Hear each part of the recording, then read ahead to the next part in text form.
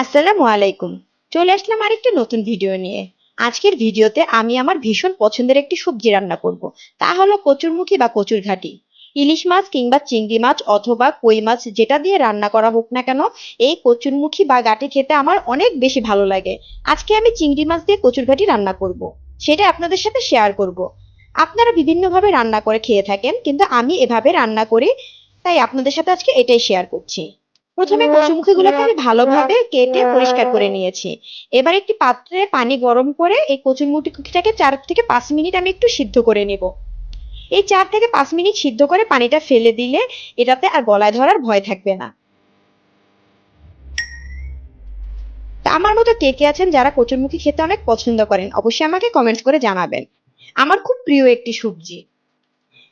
সিদ্ধ করা হয়ে গেলে এর মধ্যে সামান্য হলুদ এবং লবণ মেখে নিব। হলুদ এবং লবণ মেখে আমি এই কচুরমুখিটাকে একটু ভেজে নিব। কচুরমুখিটা ভাজার জন্য একটি পাত্রে আমি পরিমাণ মতো তেল দিয়ে দিলাম। তেলটা যখন গরম হয়ে যাবে তখন এর মধ্যে হলুদ লবণ মেখে রাখা এই কচুমুখিগুলো দিয়ে দিলাম। কচুমুখিটাকে একটু ভেজে রান্না করলে অনেক বেশি ভালো লাগে খেতে। তবে এটা না ভেজে শুধু কষিয়েও রান্না করা যায়, কিন্তু ভেজে রান্না করলে আমার কাছে অনেক বেশি ভালো লাগে, তাই আমি এটাকে সবসময় একটু ভেজে রান্না করি।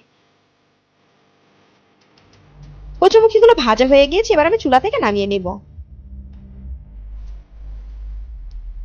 এবার একটি পাত্রে পরিমাণ মতো তেল দিয়ে এর মধ্যে আমি পরিষ্কার করে রাখা চিংড়ি মাছগুলো দিয়ে দিলাম। এখানে চাইলে ইলিশ মাছ দিয়েও রান্না করা যায়, অথবা দেশি কই মাছ দিয়েও যদি কচুমুখী রান্না করা হয় তাহলেও খেতে অনেক ভালো লাগে। চিংড়ি মাছগুলোর মধ্যে আমি এবার একটা তেজপাতা দিয়ে দিলাম। তো যারা আমার ভিডিওটি দেখতে শুরু করেছেন, প্লিজ আমার পুরো ভিডিওটি দেখবেন, এবং আমার ভিডিও সম্পর্কে কোনো মতামত থাকলে অবশ্যই আমাকে কমেন্টস করে জানাবেন। এবার এর মধ্যে দিয়ে দিলাম পরিমাণ মতো পেঁয়াজ কুচি।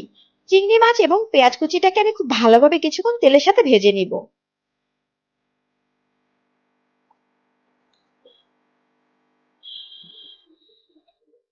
পেঁয়াজটা কিছুক্ষণ ভাজা হয়ে গেলে এর মধ্যে আমি দিয়ে দিলাম আদা এবং রসুন বাটা। আদা রসুন বাটা দিয়েও এটাকে তেলের মধ্যে কিছুক্ষণ ভেজে নিয়ে সামান্য একটু পানি দিয়ে দিব। এখন আমি অন্যান্য মশলা অ্যাড করব, যাতে মশলাগুলো পুড়ে না যায়, তাই সামান্য একটু পানি দিয়ে দিয়েছি।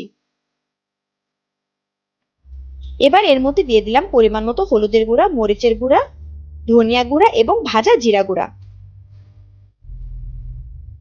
মশলাগুলোকে আমি এবার ভালোভাবে কষিয়ে নিব, যেন মশলার কোনো গন্ধ না থাকে।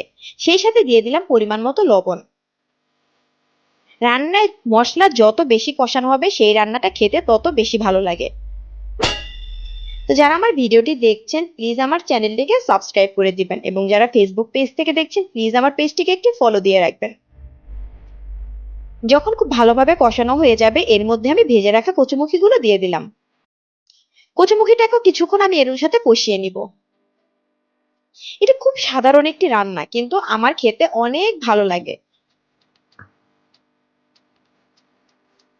কষানো হয়ে গেছে, এবার আমি ঝোলের জন্য এতে পানি অ্যাড করে দিলাম। এটাকে চাইলে আরো বেশি ঝোল ঝোল করে রান্না করা যায়, তবে আমি একটু মাখা মাখা করে রান্না করেছি।